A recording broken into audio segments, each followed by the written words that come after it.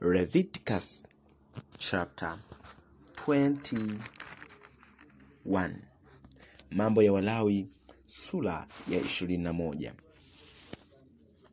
Kisha Bwana akamwambia Musa, nena na hao makuhani wana wa Haruni waambie, mtu asijinajisi kwa ajili ya wafu katika watu wake, isipokuwa ni kwa ajili ya jamaa yake wa karibu, kwa ajili ya mama yake na kwa ajili ya baba yake, na kwa ajili ya mwanawe na kwa ajili ya binti yake na kwa ajili ya nduguye mwanamume na kwa ajili ya umbu lake aliye mwanamwali aliye wa udugu kwake, ambaye hajaolewa na mume anaruhusa kujitia unajisi kwa ajili yake. Huyo asijitie unajisi japokuwa ni mkubwa katika watu wake hata akajinajisi. Wasijifanyie upaa kichwani, wala wasinyoe pembe za ndevu zao, wala wasichanje chale katika miili yao. Watakuwa watakatifu kwa Mungu wao, wala wasilinajisi jina la Mungu wao, kwa kuwa hao ndio wasongezao sadaka za Bwana kwa njia ya moto, chakula cha Mungu wao. Kwa ajili ya hayo watakuwa watakatifu. Wasimuoe mwanamke aliyekahaba au huyo aliye mwenye unajisi, wala wasimuoe mwanamke aliyeachwa na mumewe, kwa kuwa yeye kuhani ni mtakatifu kwa Mungu wake. Kwa hiyo basi utamtakasa, kwa kuwa yeye usongeza chakula cha Mungu wako. Atakuwa mtakatifu kwako wewe, kwa kuwa mimi Bwana niwatakasaye ninyi ni mtakatifu. Na binti ya kuhani yeyote atakapojitia unajisi kwa ukahaba, amemtia unajisi baba yake, atachomwa moto.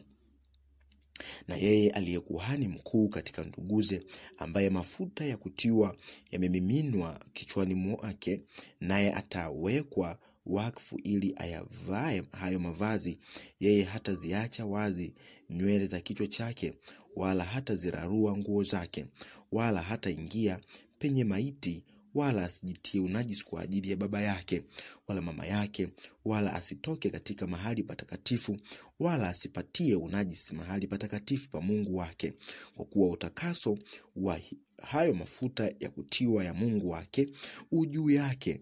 Mimi ndimi Bwana. Naye atamuoa mwanamke katika ubikira wake, asitwae mjane, wala mwanamke aliyeachwa na mumewe, wala mwanamke mwenye unajisi, wala kahaba, lakini atamuoa mwanamwali katika watu wake mwenyewe, naye asiwatie unajisi kizazi chake katika watu wake, kwa kuwa mimi ndimi Bwana nimtakasaye.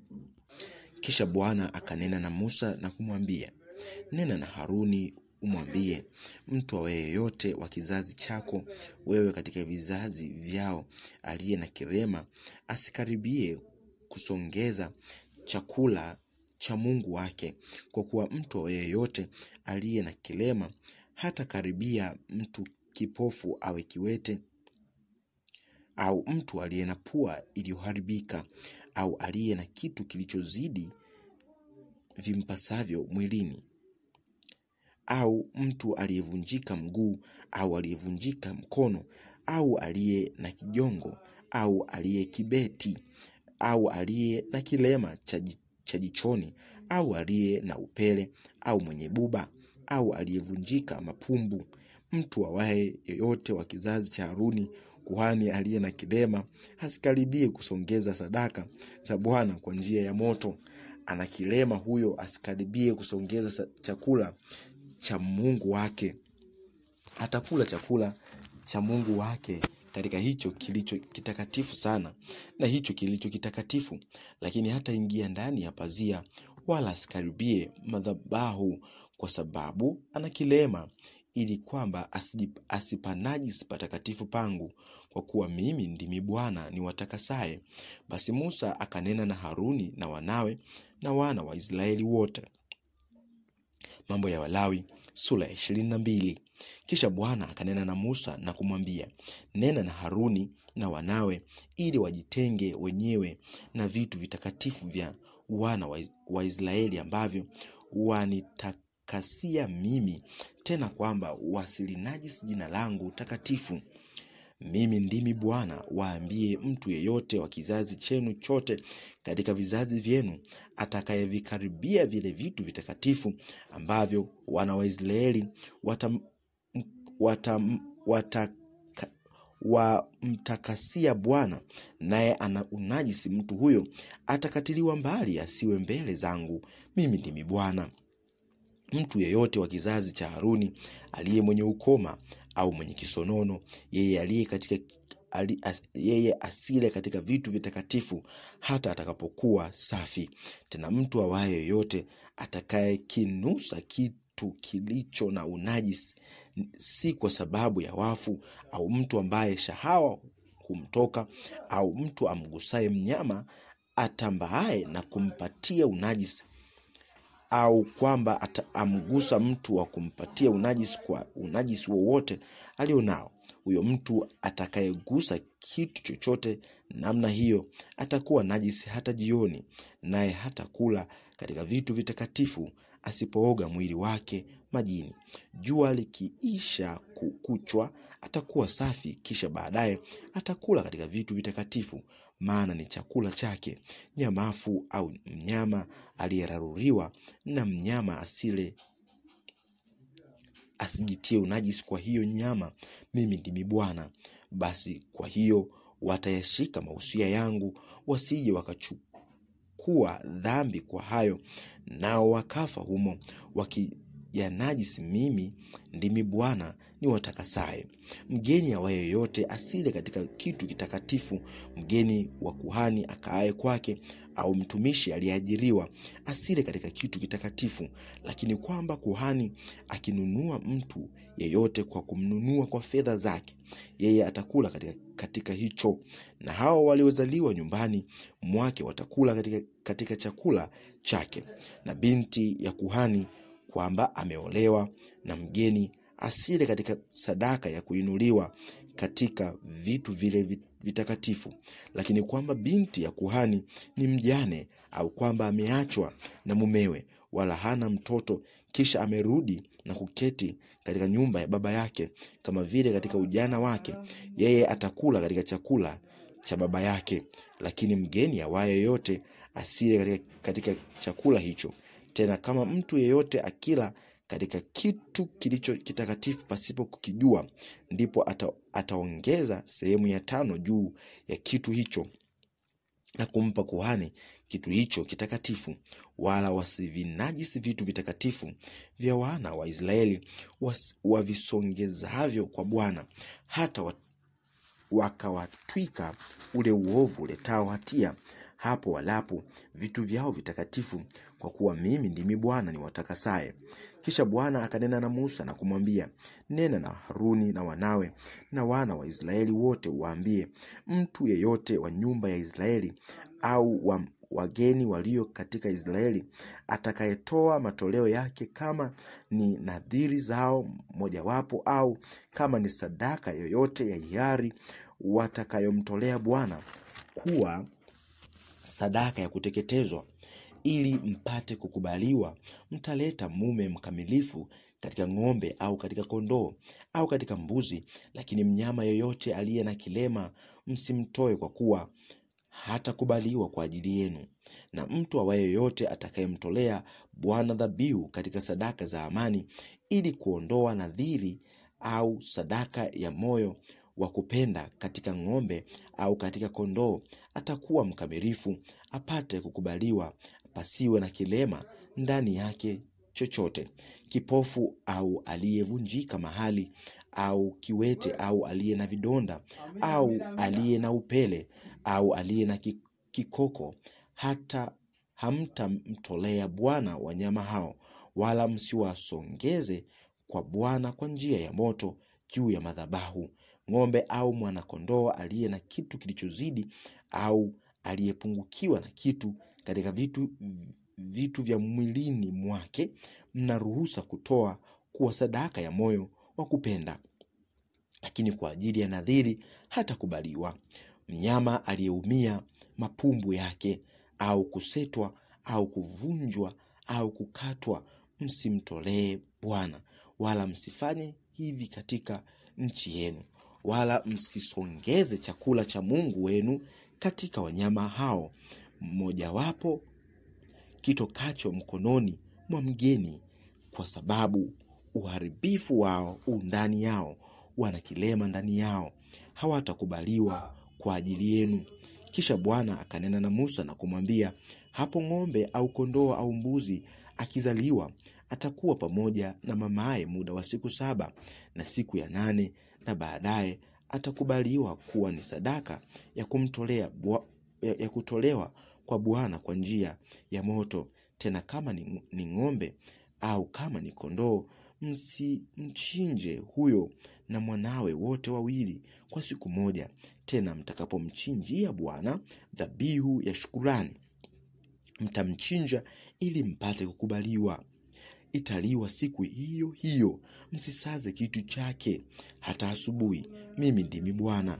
Kwa hiyo mtayashika maagizo yangu na kuyafanya. Mimi ndimi Bwana. Wala msilinajisi jina langu takatifu, lakini nitatakaswa mimi katika wana wa Israeli. Mimi ndimi Bwana niwatakasaye ninyi, niliyewaleta mtoke nchi ya Misri, ili niwe Mungu wenu. Mimi ndimi Bwana. Mambo ya Walawi sura ya 23. Kisha Bwana akanena na Musa na kumwambia, nena na wana wa Israeli na kuwaambia, sikukuu za Bwana ambazo mtazipigia mbiu kuwa ni makusanyiko matakatifu, hizi ni sikukuu zangu. Mtafanya kazi siku 6, lakini siku ya 7 ni sabato ya kustarehe kabisa, kusanyiko takatifu. Msifanye kazi ya namna yoyote, ni sabato kwa Bwana katika makao yenu yote. Sikukuu za Bwana ni hizi, ni makusanyiko matakatifu ambayo mtayapigia mbiu kwa nyakati zake. Mwezi wa kwanza, siku ya 14 ya mwezi, wakati wa jioni, ni Pasaka ya Bwana, na siku ya 15 ya mwezi ule ule ni sikukuu kwa Bwana ya mkate usiotiwa chachu. Mtaila mikate isiyochachwa muda wa siku 7. Siku ya kwanza mtakuwa na kusanyiko takatifu, msifanye kazi yoyote ya utumishi, lakini mtasongeza sadaka kwa Bwana kwa njia ya moto siku 7. Siku ya 7 ni kusanyiko takatifu, msifanye kazi yoyote ya utumishi. Kisha Bwana akanena na Musa na kumwambia, nena na wana wa Israeli uwaambie, hapo mtakapokuwa mmekwisha ingia hiyo nchi niwapayo na kuyavuna mavuno yake, ndipo mtapomletea kuhani mganda wa malimbuko ya mavuno yenu, naye atautikisa mganda mbele za Bwana, ili kwamba ukubaliwe kwa ajili yenu. Siku ya 2 baada ya sabato kuhani atautikisa, na siku hiyo mtakayoutikisa mganda, mtasongeza mwana kondoo wa kiume mkamilifu wa mwaka wa kwanza, awe sadaka ya kuteketezwa kwa Bwana.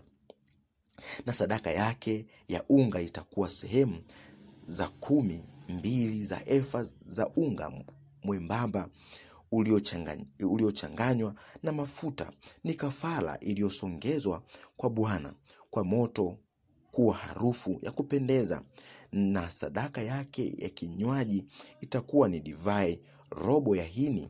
Nanyi msile mkate wa rabisi wala masuke machanga hata siku hiyo hiyo, hata mtakapokuwa mmekwisha kuleta sadaka ya Mungu wenu.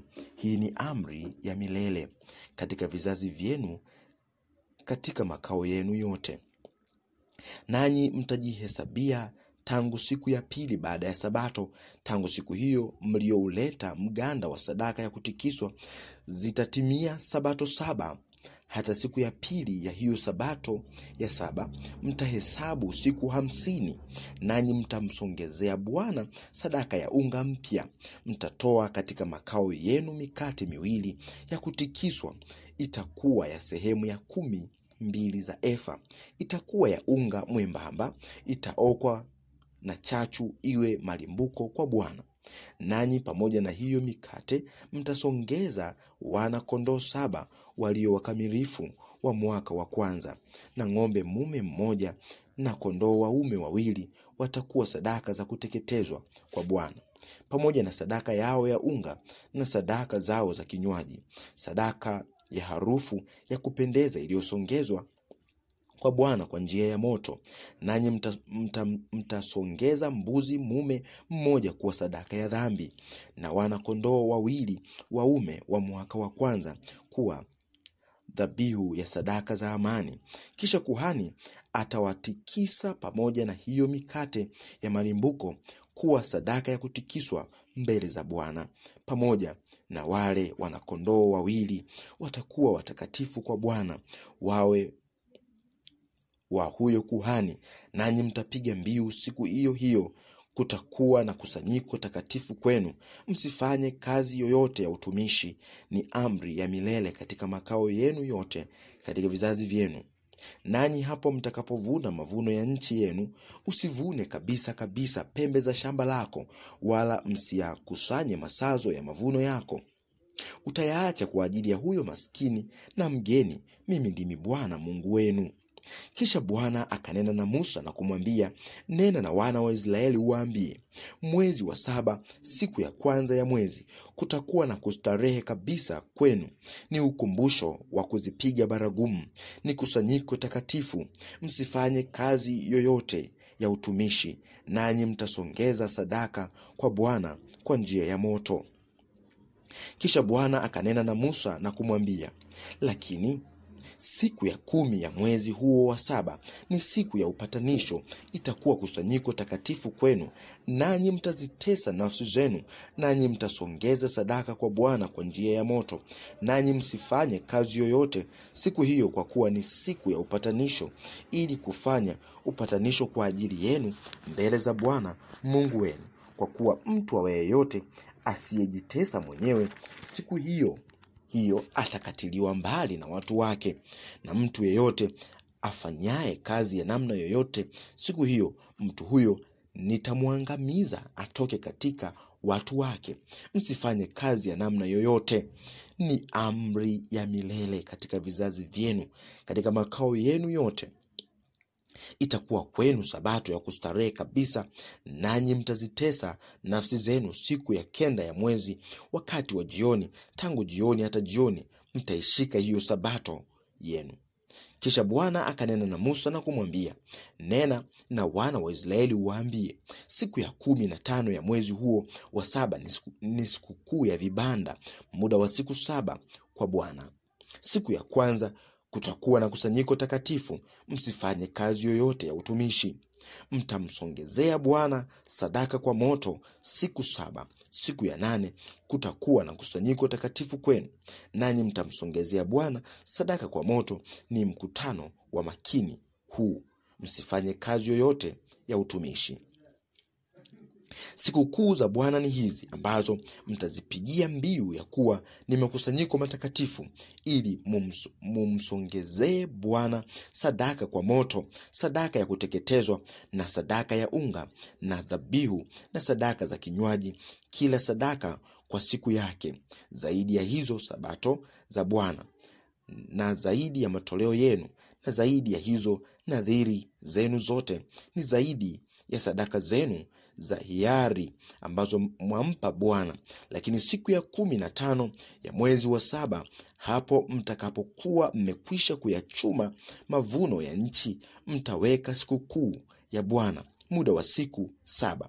Siku ya kwanza kutakuwa na kustarehe kabisa, na siku ya 8 kutakuwa na kustarehe kabisa. Nanyi siku ya kwanza mtajipatia matunda ya miti mizuri na makuti ya mitende na matawi ya miti minene na mierebi ya vijitoni, nanyi mtafurahi mbele za Bwana Mungu wenu muda wa siku 7. Nanyi mtaishika kuwa sikukuu kwa Bwana muda wa siku 7 katika mwaka. Ni amri ya milele katika vizazi vyenu.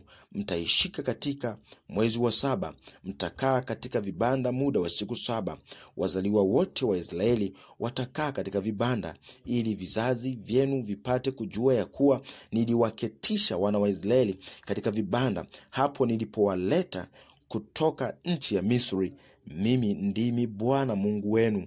Naye Musa akawaambia wana wa Israeli hizo sikukuu za Bwana. Mambo ya Walawi sura ya 24. Kisha Bwana akanena na Musa na kumwambia, waagize wana wa Israeli kwamba wakuletee mafuta ya zeituni safi ya kupondwa kwa ajili ya ile nuru, ili hiyo taa iwake daima hapo nje ya pazia la ushahidi ndani ya hema ya kukutania. Haruni ataitengeneza tangu jioni hata asubuhi mbele za Bwana, daima ni amri ya milele. Katika vizazi vyenu atazitengeneza hizo taa katika kile kinara kilicho safi mbele za Bwana daima. Nawe utatoa unga mwembamba na kuoka mikate 12 ya huo unga. Sehemu za 12 za efa zitakuwa katika mkate mmoja, nawe uiweke mistari 2, mikate 6 kwa kila mstari juu ya hiyo meza safi mbele za Bwana. Nawe utatia ubani safi juu ya kila mstari, ili uwe ukumbusho kwa hiyo mikate, sadaka ya kusongezwa kwa Bwana kwa moto. Kila siku ya Sabato ataipanga mbele za Bwana daima, ni kwa ajili ya wana wa Israeli, agano la milele. Nayo itakuwa ya Haruni na wanawe, nao wataila katika mahali patakatifu, kwa sababu kwake ni takatifu sana, katika sadaka zisongezwazo kwa Bwana kwa moto, kwa amri ya milele. Ikawa mwana wa mwanamke wa Kiisraeli ambaye babaye alikuwa Misri akatokea kati ya wana wa Israeli, na huyo mwana wa mwanamke wa Kiisraeli na Mwisraeli mmoja wakapigana pamoja ndani ya marago. Kisha huyo mwana wa mwanamke wa Kiisraeli akalikufuru hilo jina na kuapiza, nao wakamleta kwa Musa, na jina la mamaye alikuwa akiitwa Shilemith binti ya Dibri wa kabila ya Dani. Nao wakamtia kifungoni ili wapate kuambiwa neno litakalotoka kinywani pa Bwana. Na Bwana akanena na Musa na kumwambia, mtoe huyo aliyeapiza nje ya marago, na wale wote waliomsikia na waweke mikono yao kichwani mwake. Kisha mkutano wote na wamuue kwa kumpiga kwa mawe. Nawe nena na wana wa Israeli na kuwaambia, mtu awe yeyote atakayemlaani Mungu wake atachukua dhambi yake, na yeye atakayelikufuru jina la Bwana hakika atauawa. Mkutano wote watamuua kwa kumpiga kwa mawe, kama ni mgeni, kama ni mzalia, hapo atakapolikufuru jina la Bwana atauawa. Na mtu ampigaye mtu hata akafa lazima atauawa, na atakayempiga mnyama hata akafa atalipa uhai kwa uhai. Na mtu akimtia mwenziwe kilema vile vile kama alivyofanya, naye atafanyiwa vivyo, jeraha kwa jeraha, jicho kwa jicho, jino kwa jino, vile vile kama alivyomtia mtu kilema, naye atalipwa vivyo. Na mtu amuuaye mnyama atalipa, na yeye atakayemuua binadamu atauawa. Mtakuwa na sheria moja tu kwa huyo aliye mgeni na kwa mzalia, kwa kuwa mimi ndimi Bwana Mungu wenu. Musa akanena na wana wa Israeli, nao wakamtoa huyo aliyeapiza nje ya marago, wakamuua kwa kumpiga kwa mawe. Wana wa Israeli wakafanya kama Bwana alivyomwagiza Musa. Mambo ya Walawi sura ya 25. Kisha Bwana akanena na Musa katika mlima wa Sinai na kumwambia, nena na wana wa Israeli uwaambie, hapo mtakapoingia katika nchi niwapayo, ndipo hiyo nchi itashika Sabato kwa ajili ya Bwana. Panda shamba lako miaka 6, na miaka 6 lipelee shamba lako la mizabibu na kuyachuma matunda yake. Lakini katika mwaka wa 7 itakuwa ni Sabato ya kustarehe kabisa kwa ajili ya hiyo nchi, ni Sabato kwa Bwana. Usipande shamba lako wala usipelee shamba lako la mizabibu, hicho kimeacho chenyewe katika mavuno yako usikivune, wala zabibu za mizabibu isiyopelewa usizitunde utakuwa mwaka wa kustarehe kabisa kwa ajili ya hiyo nchi, na hiyo sabato ya nchi itakuwa chakula kwenu, kwako wewe na kwa mtumwa wako na kwa mjakazi wako na kwa mtumishi aliyeajiriwa na kwa mgeni wako akae pamoja nawe, na kwa hayawani wako na kwa wanyama walio katika nchi yako. Maongeo yote yatakuwa ni chakula chao. Nawe utajihesabia sabato 7 za miaka, maana miaka 7 mara 7 zitakuwa ni siku za sabato 7 za miaka kwenu. Maana miaka 49 ndipo utakapoipeleka pande zote hiyo baragumu yenye sauti kuu siku ya 10 ya mwezi katika nchi yenu yote, na mwaka wa 50 mtautakasa na kuwatangazia uhuru watu wote katika nchi. Itakuwa ni mwaka wa yubile kwenu, nanyi kila mtu atairudia miliki yake mwenyewe, nanyi mtarejea kila mtu kwa jamaa yake. Mwaka huo wa 50 utakuwa ni yubile kwenu. Msipande mbegu wala msivune kitu hicho kimeacho chenyewe, wala msizitunde zabibu za mizabibu isiyopelewa, kwa kuwa ni yubile itakuwa mwaka mtakatifu kwenu. Mtakula maongeo yake yatokayo shambani. Mwaka huo wa yubile mtairudia kila mtu miliki yake. Tena kama ukimuuzia jirani yako chochote au kununua chochote mkononi mwa jirani yako, msidanganyane wenyewe kwa hesabu ya miaka iliyo baada ya yubile, ndivyo utakavyonunua kwa jirani yako, na kama hesabu ya miaka ya mavuno ndivyo atakavyokuuzia wewe. Kama hesabu ya miaka ilivyo ni nyingi, ndivyo utakavyoongeza bei yake, na kama hesabu ya miaka ilivyo ni chache, ndivyo utakavyopunguza bei yake, kwani yeye akuuzia mavuno kama hesabu yake ilivyo. Wala msidanganyane, lakini utamcha Mungu wako, kwa kuwa mimi ndimi Bwana Mungu wenu. Kwa sababu hii zitendeni amri zangu, mkazishike hukumu zangu na kuzifanya, nanyi mtakaa katika hiyo nchi salama, nayo nchi itazaa matunda yake, nanyi mtakula na kushiba na kuketi humo salama. Na kama mkisema, je, mwaka wa 7 tutakula nini? Angalieni, hatutapanda mbegu wala kukusanya maongeo yetu. Ndipo nitawaamria baraka yangu iwe juu yenu. Mwaka wa 6 nayo utazaa matunda hesabu ya miaka 3, na mwaka wa 8 mtapanda mbegu na kuyala yale matunda akiba hiyo ya zamani, hata mwaka wa 9, hata matunda yake yatakapoletwa ndani, mtakula hiyo akiba ya zamani. Nayo nchi haitauzwa kabisa, kwani nchi ni yangu mimi, maana ninyi ni wageni na wasafiri wangu. Nanyi mtatoa ukombozi kwa ajili ya nchi katika nchi yote ya miliki yenu, kwamba nduguyo amekuwa maskini na kuuza sehemu ya miliki yake, ndipo jamaa yake aliye karibu naye atakuja, naye ataikomboa ile aliyoiuza nduguye. Na kama mtu hana atakayeikomboa, naye mwenyewe amepata mali na kujiona kuwa anayo ya kutosha kuikomboa, ndipo na aihesabu hiyo miaka ya kuuzwa kwake, na kilichozidi kumrudishia huyo mtu aliyeinunua, naye atairejea miliki yake. Lakini asipoweza kujipatia mwenyewe, ndipo hiyo iliyouzwa itakaa mkononi mwake huyo aliyeinunua hata mwaka wa yubile, na katika yubile itatoka, naye atairejea miliki yake. Tena kwamba mtu anauza nyumba ya kukaa iliyo ndani ya mji wenye kuta, ndipo anaruhusa kuikomboa katika mwaka mmoja mzima. Baada ya kuiuza, atakuwa na amri ya kuikomboa muda wa mwaka mzima.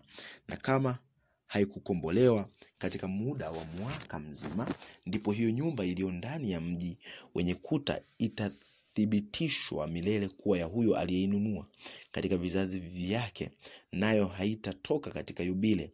Lakini nyumba nyumba za vijiji ambavyo havikuzingirwa na kuta zitahesabiwa pamoja na mashamba ya nchi, nazo zina ruhusa ya kukombolewa, nazo zitatoka katika Yubile. Pamoja na hayo, miji ya Walawi, nyumba za miji ya miliki yao, Walawi wana ruhusa ya kuzikomboa majira yoyote. Tena kama mtu mmoja wa hao Walawi akikomboa, ndipo nyumba iliyouzwa na mji wa miliki yake itatoka katika Yubile, maana hizo nyumba za miji ya Walawi ni miliki yao kati ya wana wa Israeli, lakini konde la malisho ya miji yao lisiuzwe, kwa kuwa ni miliki yao ya daima.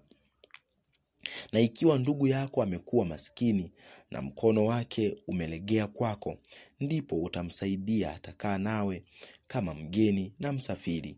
Usitake riba kwake wala faida, bali mche Mungu wako, ili ndugu yako akae nawe.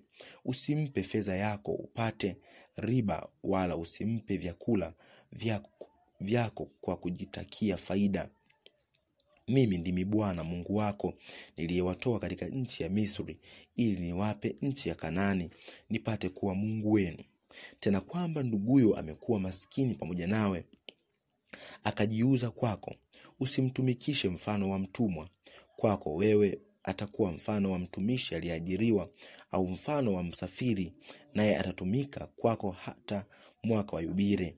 Ndipo atakapotoka kwako aende zake, yeye na wanawe pamoja naye atairejea jamaa yake mwenyewe, tena atairejea miliki ya baba yake, kwa kuwa hao ni watumishi wangu niliyowaleta watoke nchi ya Misri, wasiuzwe mfano wa watumwa. Usitawale juu yake kwa nguvu, ila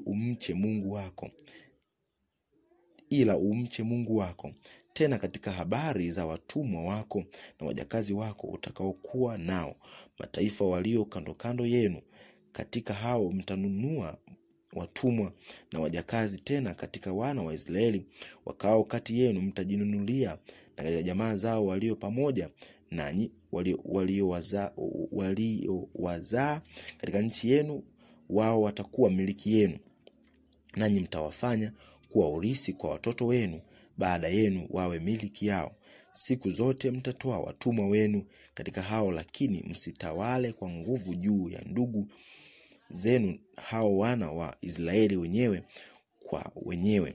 Tena kama mgeni au mtu akae nawe akitajirika, na nduguyo amekuwa maskini karibu naye, akajiuza kwa huyo mgeni, au kwa huyo akae kwako, au kwa ukoo wa jamaa ya huyo mgeni, baada ya kuuzwa aweza kukombolewa. Mtu mmoja miongoni mwa ndugu zake anaruhusa kumkomboa, au mjomba wake au mwana wa mjomba wake anaruhusa ya kumkomboa, au mtu wa yeyote aliyekaribu naye wa jamaa yake anaruhusa ya kumkomboa, au kwamba yeye mwenyewe amepata mali anaruhusa ya kujikomboa mwenyewe. Naye atafanya hesabu na huyo aliyemnunua tangu mwaka huo aliojiuza hata mwaka wa Yubile, na ile bei ya kuuzwa kwake itakuwa kama hesabu ya hiyo miaka ilivyo. Atakuwa pamoja naye kama majira ya mtumishi aliyeajiriwa yalivyo, kwamba ikali imesalia miaka mingi kama hesabu yake ilivyo, ndivyo atakavyolipa bei ya ukombozi wake katika hiyo fedha ambayo alinunuliwa kwayo. Tena kwamba imesalia miaka michache tu hata mwaka wa Yubile, ndipo atafanya hesabu, naye kama hesabu ya miaka yake ilivyo, ndivyo atakavyolipa tena bei ya ukombozi wake. Kama mtumishi aliyeajiriwa mwaka hata mwaka, ndivyo atakavyokuwa pamoja naye, asitawale juu yake kwa nguvu mbele ya macho yako.